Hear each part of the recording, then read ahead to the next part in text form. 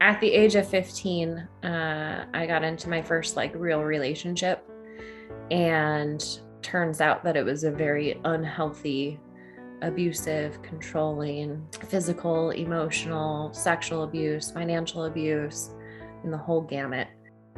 The type of abuse that if another man looked at me instantly, it was a fight. He also told me I was fat and I was dumb and I was ugly and I was worthless, and that nobody would ever love me the way that he loved me, and I don't deserve any better than the way that he treats me. But I then assumed that identity. I had these two loving parents, happy, healthy marriage. They're high school sweethearts. I was in high school. And I thought, well, maybe this is just what it's like behind closed doors. And so I just stuck through it. So then, after I broke free from that relationship, I got into another unhealthy relationship for several years. This went on until I was about 25 years old.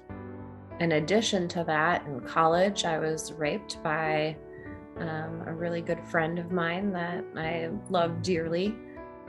When that event happened, I remember trying to get a hold of somebody and not being able to. And then I finally got a hold of an ex, and he consoled me. And then he tried to have sex with me. I went home, and my roommate was home, and I told her what had happened. And she questioned me, and she said, "Are you sure that happened?" So I packaged that bad boy up, shoved it down deep, wrapped it in duct tape and chains and barbed wire and brick and titanium, and I shoved that down deep, because if my best friend can't believe me, who would? I'm like, well, how did this happen? How did I get to this place? Because I used to have so much control, but I can go back in my mind, and it was like a light switch from how I was before and after, control and no control. And it was that rape in college. I was extremely blessed to have a mom who always had the right thing to say.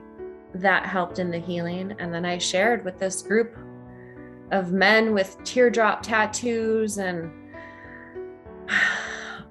the very intimate details of the very first moment of my life. That was kind of my aha moment, that I was like, I deserve better than this. This is not how I want to live. I'm a survivor and a thriver. One day I skipped out on taking a physical agility test for local law enforcement, and went to the library, got some books on domestic violence and sexual assault. So then I started to dive deeper on the healing journey. That's when I started doing the inner work. Who am I? What do I really want? What lights me up? I think for so long, I searched for all of these different pieces outside of me. But then I discovered that I get to create the love. I get to create the fulfillment, the safety, the security, all of those pieces, all of our needs. I have that all within me. And when I tapped into that, then it started coming into my physical world. I took myself out on dates. I loved myself and treated myself how I wanted other people to treat me. My journey was my journey, and I'm grateful for it. I wouldn't change a freaking thing.